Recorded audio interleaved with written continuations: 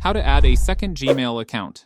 Starting on the PC, first open your web browser and go to gmail.com.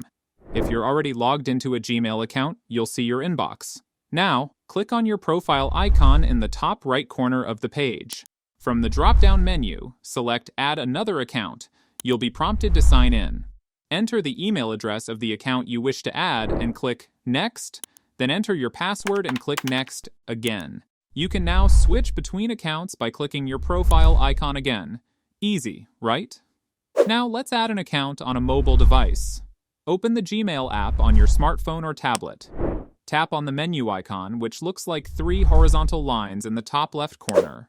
Scroll down and tap on Settings. Then tap on Add Account.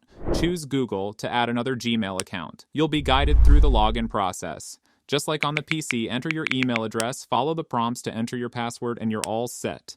Now you can switch between accounts seamlessly from your mobile device by tapping your profile picture at the top right corner. There you have it.